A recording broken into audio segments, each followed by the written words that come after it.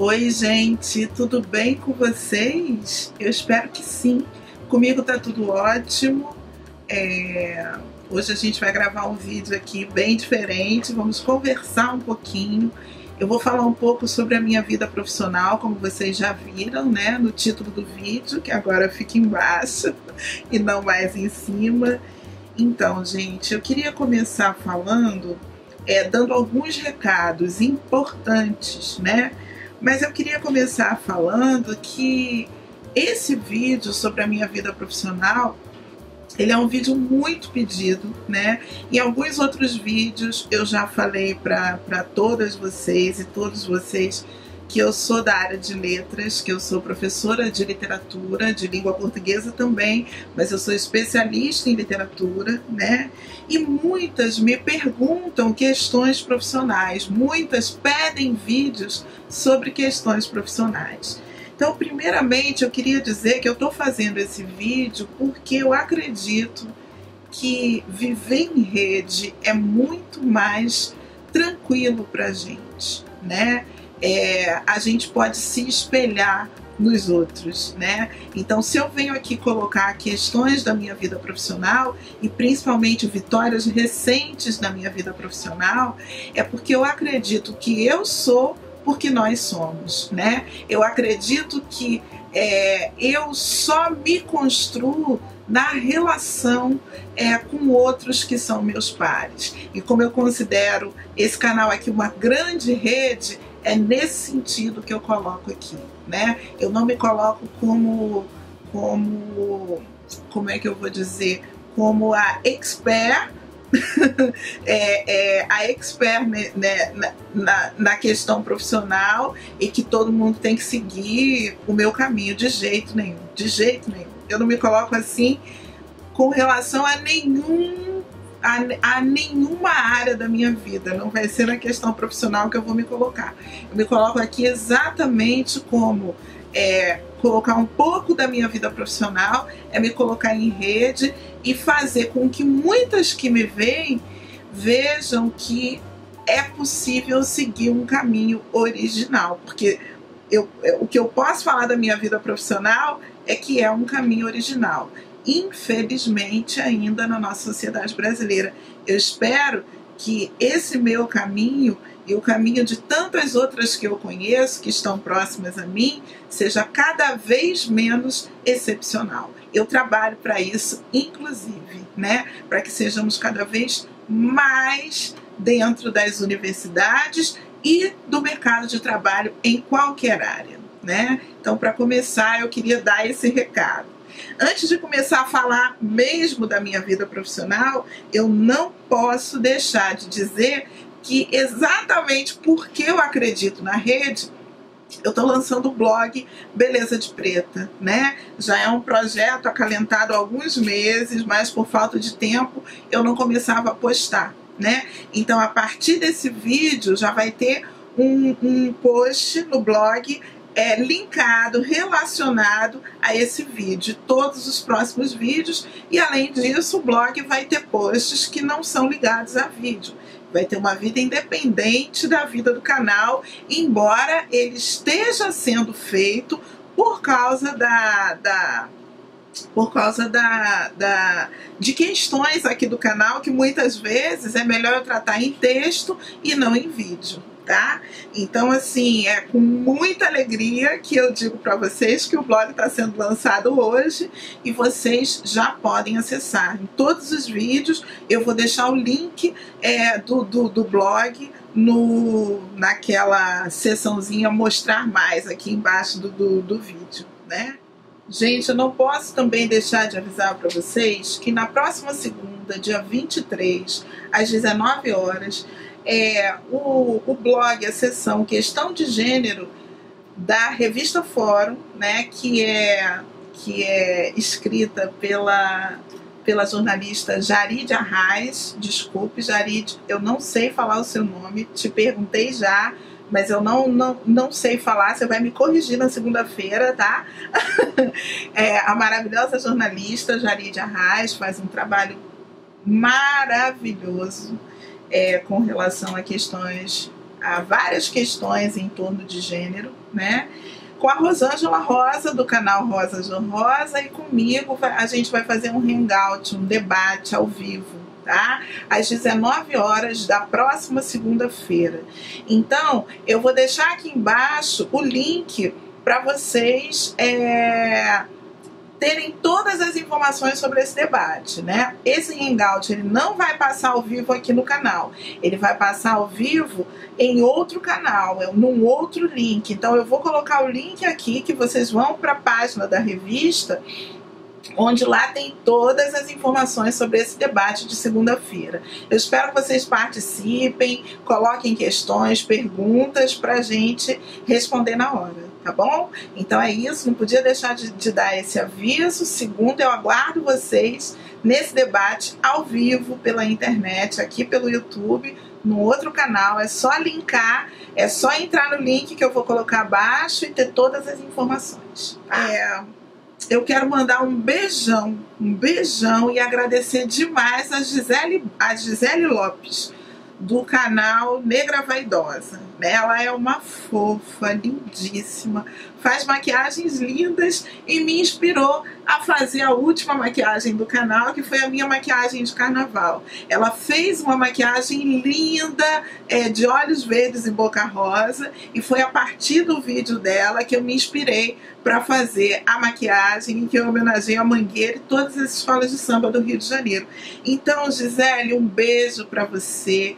Continue com seu lindo trabalho. Não ligue para as questões chatas. Vá no seu caminho, que já está dando certo, tá? Vou deixar o link do canal da Gisele aqui embaixo. E não posso deixar de mandar beijo para duas seguidoras aqui do canal, espectadoras dos vídeos.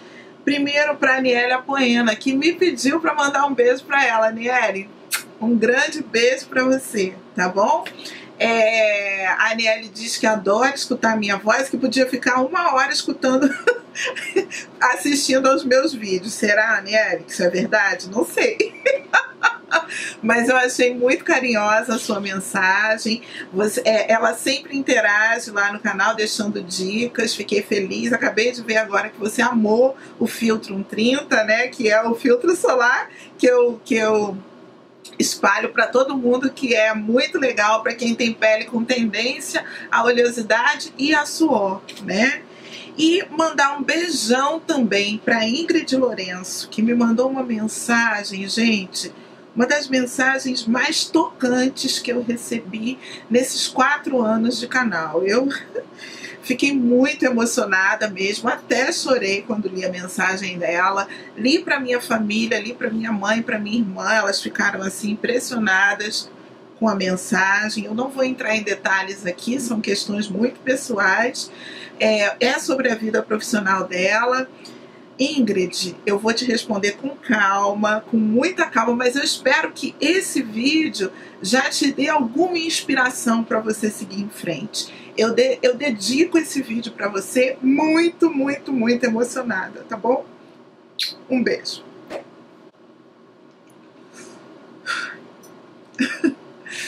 Bom, gente, voltando, eu já vi que esse vídeo vai ser muito emocionante para mim. Eu tive que cortar, que eu fiquei bem emocionada mesmo. Ingrid, volto a dizer, esse vídeo é para você, é para todas que quiserem se inspirar, mas principalmente para você. E eu desejo um caminho maravilhoso na sua vida, não só profissional, em todos os sentidos. E o legal é a gente perceber que juntas, em rede, nós somos muito mais fortes do que sozinhos, né? Porque nós passamos por problemas similares, principalmente quem está na vida acadêmica. Então, gente, eu vou falar um pouco da minha trajetória profissional, tá? E a partir da minha trajetória profissional, eu espero no final fechar com algumas conclusões. É um vídeo em que, assim, eu vou falando, tá? Eu vou tentar resumir para que ele não fique imenso. Eu espero que esse vídeo realmente não fique imenso. E eu vou pedir para vocês deixarem comentários nesse vídeo, ou no blog, né, porque agora tem essa possibilidade, ou no canal ou também na página do Facebook, para que vocês deixem recado a partir do que foi conversado aqui, o que vocês querem escutar mais sobre a vida profissional, que eu penso em fazer vídeos desenvolvendo essas questões tratadas aqui. Esse aqui é especificamente para eu contar a minha história e por que eu estou tão feliz desde o dia... o dia certo eu não sei, mas desde da última semana de janeiro, do dia 28 de janeiro, que se concretizou uma coisa muito legal na minha vida profissional. Então vamos lá, gente. Bom, aos 17 anos eu ingressei na Faculdade de Letras. Eu tenho 41 anos, para quem não sabe, tá? Vou fazer 42 no mês de abril. Eu ingressei na Faculdade de Letras sem ter noção se eu ia gostar ou não, né? Eu ingressei, na verdade, muito inspirada em duas pessoas. Primeiro no meu avô Lely, Elísio, Lely é apelido de Elísio, né? Eu e meus irmãos, nós não chamávamos nem o meu avô nem a minha avó por parte de mãe de vô e vó. Nós chamávamos de Lely e Suli. Minha avó era Solidade e meu avô era Elísio e nós chamávamos de Lely. Apesar de não chamarmos os dois de avó e avô, eles sempre foram muito presentes na nossa vida. E principalmente meu avô na minha vida profissional. Se hoje eu tenho convicções que eu levo comigo na minha vida profissional, eu devo demais ao meu avô, né? Não só a relação que ele tinha com o conhecimento, né? Meu avô nunca pisou numa universidade, mas ele era um autodidata, ele lia tudo que chegasse à mão dele de todas as áreas. Então meu avô tinha conhecimento de literatura, ele amava, né? De química, de física, de eletricidade. E ele lia profundamente as coisas de geografia, de história, né? Quando eu era pequena não tinha internet, hoje a nossa enciclopédia na internet, né? Meu avô tinha coleções de enciclopédias na casa dele, então ele tinha um conhecimento, embora ele não tivesse, ele pegou a internet, né? Meu avô faleceu em 2002, ele pegou a internet, mas ele não chegou a usar, né? Ele tinha um pouco de medo do computador, né? Mas ele já tinha um conhecimento que é muito próprio do conhecimento da internet, que é um conhecimento de coisas distintas, né? Hoje nós podemos, com a rede, nos aprofundarmos em diferentes assuntos, e meu avô era muito assim. Então não é à toa que ele tinha 2, 3, 4 coleções de enciclopédia, fora muitos livros, né? Alguns desses livros, quando ele faleceu, eu peguei, fui lá na biblioteca dele, peguei para mim, muitos têm tudo a ver com o que eu estudo, que é a literatura negra, né?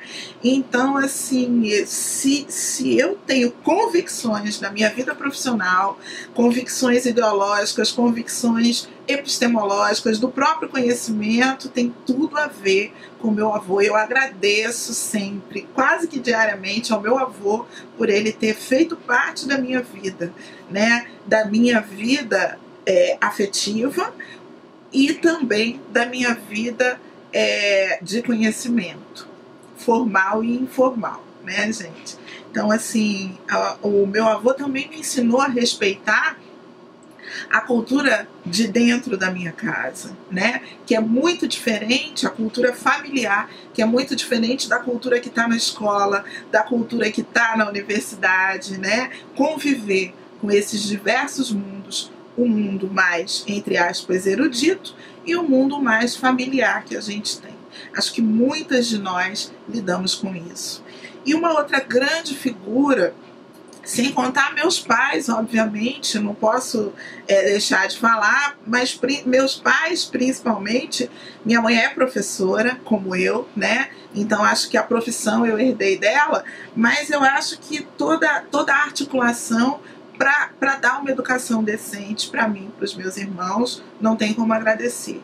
mas eu fui fazer letras muito por conta de uma professora que eu tive no Colégio Pedro II, que é o colégio que eu dou aula hoje. Professora Guaciara, não está lá, aliás, ela saiu 1 ou 2 anos depois que eu tive aula com ela. Parece que ela foi dar aula no Cefet do Espírito Santo, se não me engano, né? O boato que correu na época é que ela foi para o Espírito Santo, não sei. Nunca mais eu soube nada de Guaciara, mas até hoje eu tenho o material dessa professora. Essa professora abriu os meus olhos para um mundo que foi o mundo literário. Só para deixar aqui muito explícito, eu não fui uma criança leitora, embora tivesse muito livro na minha casa, eu não era uma criança leitora, eu tinha curiosidade por outras coisas, lia sim um outro livro, mas eu não devorava história em quadrinhos, eu não devorava livros, não. Eu tenho alguns livros que foram importantes na minha infância, mas eu não era leitora. Eu me tornei leitora dos 16 anos em diante. E 2 professores foram importantes para isso. Um professor de filosofia, Fernandécio, se não me engano, hoje em dia ele dá aula na UF, também não tenho mais notícias, mas eu sei que ele foi para a UF, hoje em dia eu não sei, e a professora Guaciara. Por sinal, os 2 faziam um trabalho em conjunto, e foi fundamental para eu escolher a minha carreira. Fui fazer letras meio no escuro. Fui fazer letras porque eu gostava da Guaciara, gostava das aulas dela e gostava dos livros que ela passava pra gente ler. E por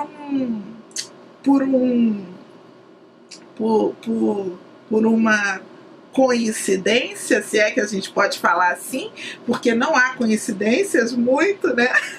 Minha mãe de santo diz muito isso, não há coincidência, minha filha, coincidência não existe. Não existe isso, né? A Guaciara era uma professora negra, né? E foi a mulher em quem eu me inspirei, né?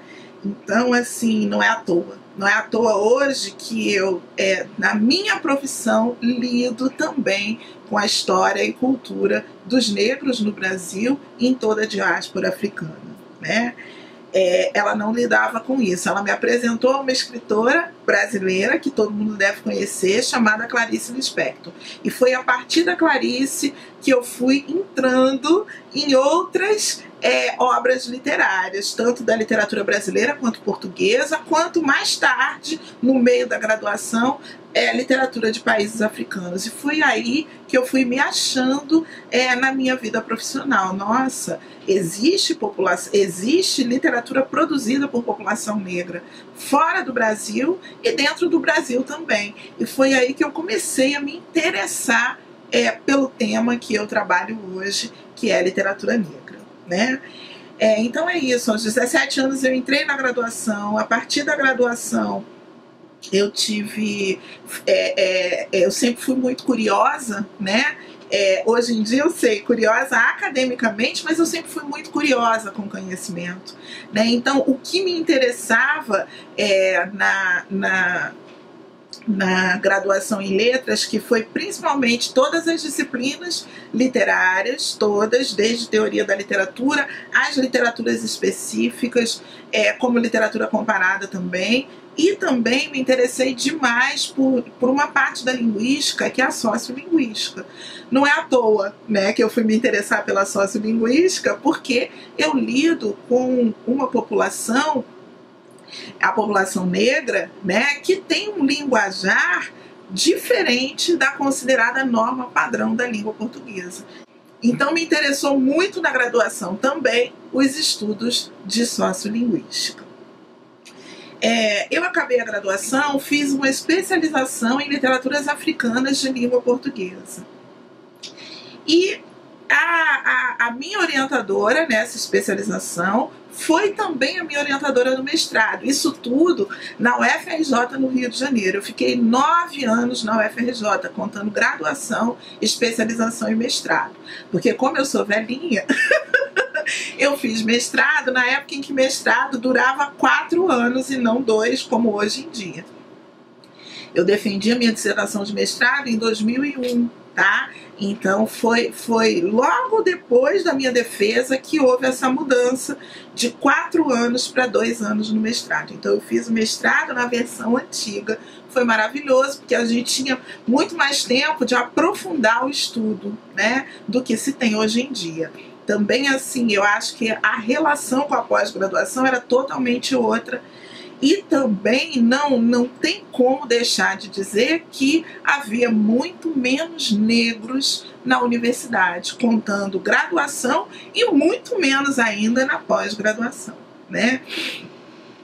Então, na minha dissertação de mestrado, eu trabalhei discutindo já relações raciais com um autor brasileiro, Mário de Andrade. Eu trabalhei com a obra dele, Macunaíma, e um escritor angolano, Manuel Rui. Eu trabalhei com a obra Rio Seco dele, né? E fiz uma comparação e demonstrando como que eles trabalhavam com as relações raciais, basicamente, com a cultura, com as culturas de matrizes africanas nas obras dele, tá? Nas obras deles, dos dois, né? Então, basicamente foi isso. Eu lembro que na época, né, já tem mais de 10 anos, já tem 14 anos, né? A minha dissertação, ela foi elogiada, mas ela também foi muito criticada pela incisividade, existe essa palavra? Por eu ter sido tão incisiva em algumas colocações. Eu lembro que parte da banca falou sobre isso, né? E, obviamente, as colocações tinham a ver com relações raciais no Brasil. Eu critiquei muito a visão estereotipada que há na obra de Macunaíma. Hoje essa abordagem ela é muito mais tranquila de ser feita, mas no final da década de 90, início do século 21, né, não era tão tranquilo assim fazer. Foi interessante, né, e fez também com que eu desse uma parada na vida acadêmica. Eu fiquei 5 anos afastada da academia, porque uma questão que para mim foi séria no mestrado foi essa: eu quero trabalhar no doutorado, se eu fizer, eu nem tinha certeza se eu ia fazer, com algo que realmente me interesse, né? Não é que o tema do mestrado não tenha me interessado, mas ele foi muito a reboque da pesquisa que a minha orientadora já fazia, né? Então, assim, até porque eu estava me formando mesmo como pesquisadora, né? Eu acredito que existem esses processos mesmo. Mas acredito, por outro lado, que a universidade brasileira ainda é extremamente fechada para lidar com questões das populações negras e indígenas dentro dela, principalmente nas áreas que lidam mais com essas questões, que são as áreas de ciências humanas, né, ou artes. E no caso letras, eu acho que é bem uma confluência dessas duas áreas, de ciências humanas e artes, né? Então, assim, o mestrado fez eu parar para refletir que eu precisava dar uma parada e pensar com profundidade o que me interessaria estudar no doutorado. E foi assim que eu fiquei 5 anos lecionando em escolas, em universidades do Rio de Janeiro, mas eu não universidades privadas, mas eu não quis fazer doutorado. Quando eu fui achando o meu tema de doutorado, porque atuando em sala de aula eu notava que não se discutia literatura negra em sala de aula, né? Eu via uma série de autores, todos eles que trabalhavam muito mais as matrizes europeias da nossa cultura, deixando de lado matrizes indígenas e negras. Quando trabalhavam com matrizes indígenas e negras, trabalhavam de uma maneira estereotipada ou desvalorizando essas culturas. Observando isso, eu pensei, o meu projeto de doutorado vai ser nesse sentido.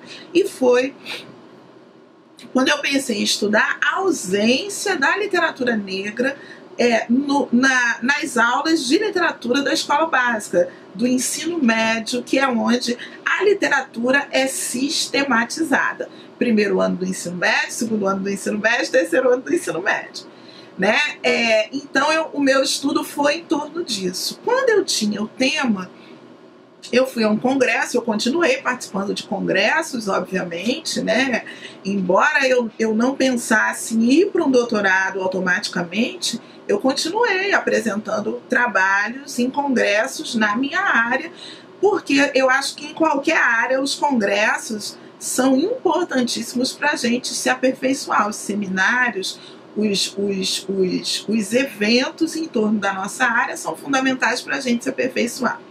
Num desses congressos aqui no Rio, eu participei de um fórum de literatura negra brasileira e assisti a fala da minha futura orientadora. Eu fiquei maravilhada com ela, Florentina Souza. Desculpa, Flora, tá falando seu nome aqui, mas eu tô falando pro bem. Porque você também representou muito, e você sabe disso, na minha vida profissional. Depois que eu vi Flora falando, eu falei, nossa senhora, eu quero estudar com essa mulher. E aí eu fui conversar com ela automaticamente, falando que eu estava afastada da vida acadêmica, queria retornar e tudo. Ela foi muito receptiva. Na mesma época surgiu uma pós-graduação em relações étnico-raciais na UFBA, na Universidade Federal da Bahia, no CEAL, Centro de Estudos Afro-Orientais da Universidade Federal da Bahia. E eu me interessei em fazer em 2006. Eu fiz todo o exame para lá, passei e fui para Salvador estudar, né? E tive como orientadora do doutorado Florentina, trabalhando com um tema que me interessava verdadeiramente, profundamente. Então, se no meu mestrado eu tive questões um pouco tensas com a minha orientação com a minha orientadora em termos epistemológicos, né? Porque ela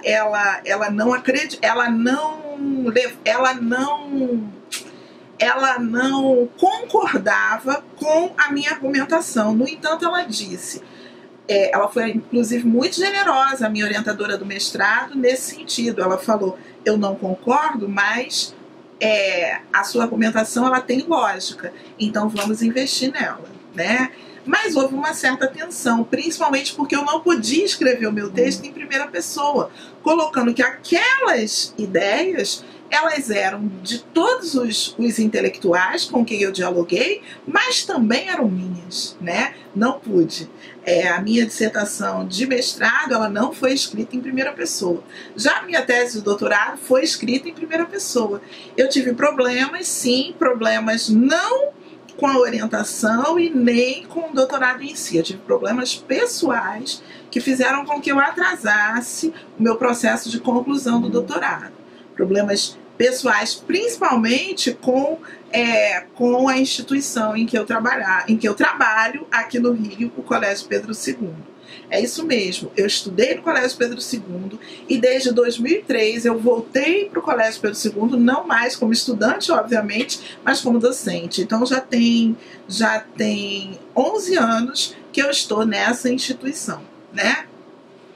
Voltei como professora. Então, assim, se eu for contabilizar todos os anos meus de Pedro II, são mais de 20 anos nessa instituição, como estudante e depois como docente, né?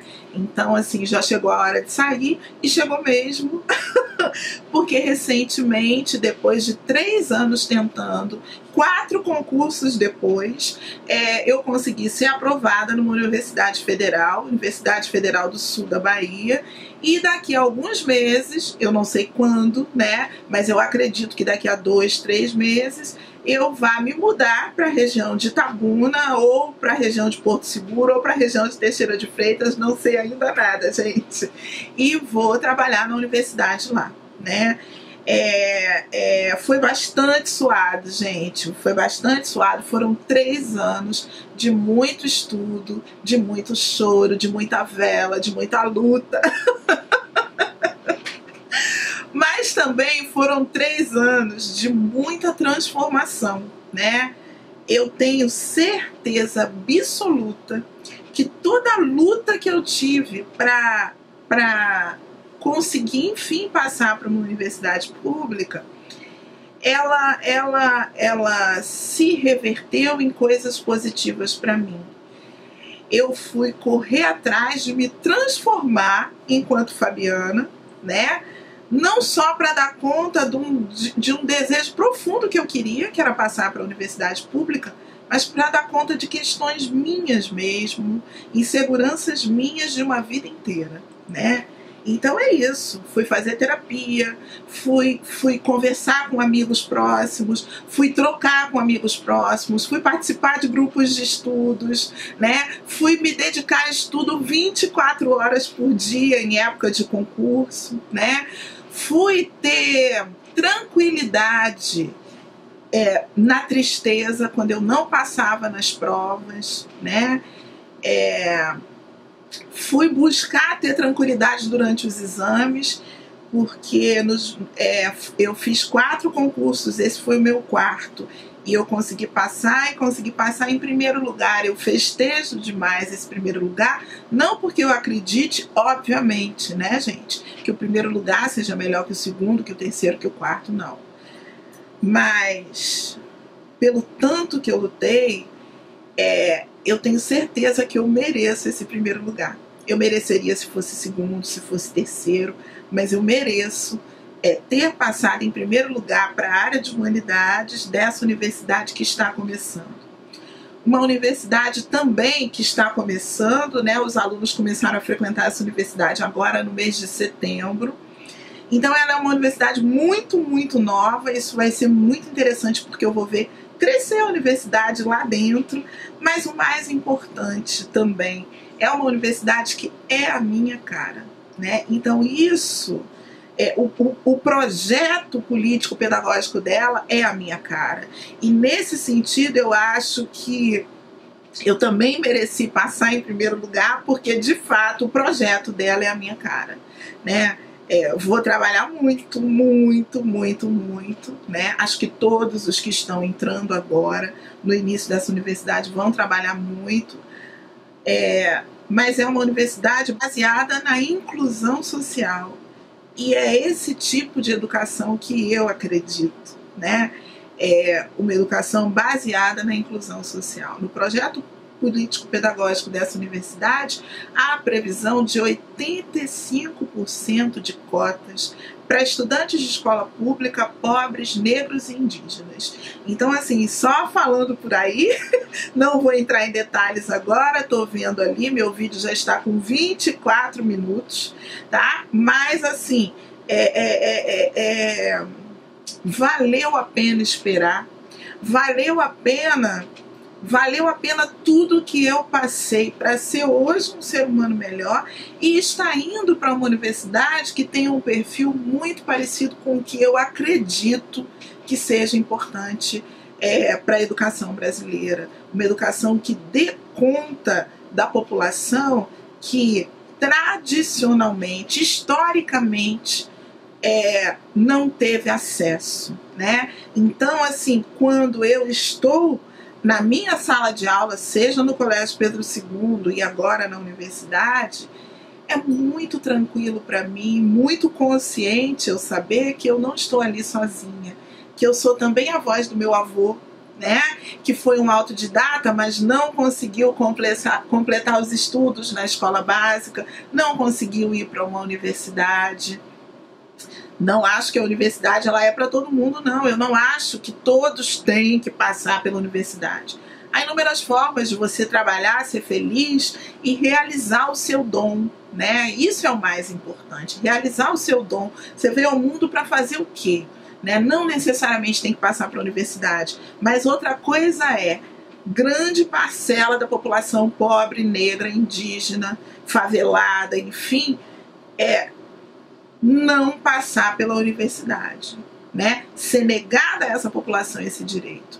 Então eu acho que as políticas de inclusão, as políticas entre aspas, reparação da última década, elas são importantíssimas para que isso aconteça. Foi nesse sentido que eu me inscrevi. Esse foi o primeiro concurso em que eu me inscrevi em cotas para docentes negros, né? Porque havia essa abertura no edital desse concurso. Eu não passei pelas cotas, eu fui o primeiro lugar, porque não sei se vocês sabem, na regra de cotas, tem que se atingir a nota mínima. A nota mínima para passar nesse concurso era tirar 7 em todas as provas, né? Se você não é classificado no número de vagas, você tem 1, 2, 3, dependendo do número de vagas da sua área. No caso da minha área, tinha uma vaga extra para docente cotista, né? Eu me inscrevi nas cotas como docente cotista, mas não estou ocupando a vaga do docente cotista porque eu fui aprovada em primeiro lugar. Agora, politicamente foi fundamental, não só politicamente, existencialmente também, foi fundamental eu me inscrever como docente cotista. Foi fundamental eu me inscrever numa lei que foi aberta para docentes negros, né, ou indígenas, declaradamente negros. Foi fundamental perceber que eu estava participando de uma luta de décadas de vários movimentos negros do nosso Brasil, né? Fico feliz que tenha conseguido e acho importante que mais e mais docentes negros estejam nas universidades públicas desse país, nas privadas também, mas as públicas que é um dever do Estado, né? que é um oferecimento do Estado, é fundamental que mais e mais docentes negros, indígenas e de tantas outras minorias étnico-raciais no nosso país estejam lá representados. Principalmente pesquisadores negros e negras que trabalhem com a temática de culturas africanas, de matrizes africanas, relações raciais e questões afins, né? Feminismo negro, gênero, enfim, né? É fundamental que tenha representantes ali, sim. Então eu fico feliz de ter me inscrito por cotas, muito mais feliz ainda de não ter ocupado essa vaga, de ter passado em primeiro lugar, mas com a consciência tranquila, que se eu tivesse passado com a vaga de cotas, eu teria tanto mérito quanto os meus colegas que entraram nas vagas regulares, né? Acho que basicamente é isso que eu quero falar nesse vídeo. Ele já está com 30 e poucos minutos, gente. Eu peço desculpas porque eu não consigo falar pouco. Obviamente que sobre vida profissional nós temos muitos e muitos e muitos assuntos, né? Por que é tão difícil ainda hoje, não é, Ingrid Lourenço? Por que é tão difícil ainda hoje nós levarmos as nossas questões para a nossa vida acadêmica e trabalharmos as nossas questões nos vários departamentos das universidades públicas do nosso país? Por que ainda é tão difícil, né? Por que é tão difícil profissionais negros e negras se inserirem no mercado de trabalho em qualquer área? Por que tantas pesquisas demonstram que salários de negros e negras são inferiores a salários de pessoas consideradas brancas na nossa sociedade? Por que num trabalho como esse da internet, meninas e meninos negros e negras que têm canal no YouTube têm muito mais dificuldade de crescer do que meninas que não são negras e nem meninos que são negros? Nossa, são inúmeras questões. Eu tenho ainda muitos desafios na minha vida. Um grande desafio vai ser unir o trabalho que eu faço aqui no canal Beleza de Preta, sim, porque é um trabalho Eu posso não ganhar dinheiro com esse trabalho, mas ele é um trabalho, sim. A seriedade que eu trago aqui para os vídeos é a seriedade que eu tenho na minha sala de aula, que eu tenho escrevendo um texto acadêmico, que eu tenho me colocando como uma profissional da área de letras no mundo, me colocando como uma consumidora especialista em produtos de beleza para pele e cabelo de mulheres negras. Então, um dos meus desafios é unir essas duas áreas. Como eu não sei ainda, eu acho que eu estou no caminho, eu acho que isso vai acontecer, mas eu não sei ainda como, né? Então é isso, gente, é isso. A aprovação nesse concurso é o coroamento de uma vida inteira de muito estudo, muita seriedade, muito comprometimento com causas que eu acho importantes, principalmente isso, muito comprometimento com causas que eu acho importantes. E eu tenho certeza que essas causas que eu acho importantes são causas que muitas espectadoras aqui do canal, agora leitoras do blog também Beleza de Preta, comungam comigo, né? Por isso que essas outras mulheres pedem muito para eu falar da minha vida profissional. É isso, eu vou fechar como eu abri. Primeiro, esperando que vocês coloquem aqui embaixo mensagens do que mais vocês querem escutar sobre vida profissional. Acho que tem milhares de assuntos. Eu vou fazer novos vídeos, tá? Esse foi só para dividir a minha alegria desse momento e contar um pouco da minha vida profissional fora do canal do YouTube. Mas também eu quero terminar mesmo dizendo essa frase: eu sou porque nós somos, né? Então eu fico toda arrepiada. Eu sou porque nós somos. Estar em rede é muito mais tranquilo e muito mais forte politicamente do que estar sozinha. Então é por isso que eu participo de grupos de estudos, é por isso que eu estou aqui no YouTube, é por isso que eu dialogo com vocês no Facebook ou em qualquer outra rede social, é por isso que eu estou abrindo o blog agora, Beleza de Preta também, tá? É isso, que bom que eu não chorei mais, chorei só no início, mas a emoção do início tá comigo aqui, a emoção desse momento na minha vida, a emoção de poder compartilhar isso com vocês, tá? Eu espero muito encontrar vocês nos próximos vídeos. Eu agradeço profundamente todas as mensagens, quando eu coloquei lá no Facebook que eu tinha sido aprovada, todas as mensagens positivas que vocês me mandaram, que vocês me mandam desde sempre aqui no canal. Eu agradeço profundamente o carinho que vocês têm por mim. É isso, gente. Olha, um grande beijo e nós nos vemos no próximo vídeo. Próximo vídeo, essa maquiagem que eu tô usando nos olhos, assim, bem neutra e linda, eu fiz com a Naked 3. Me pediram muito para fazer resenha sobre essa paleta e no próximo vídeo vai ter resenha da Naked 3, tá bom? Um grande beijo e até o próximo vídeo no sábado. Tchau, tchau, gente!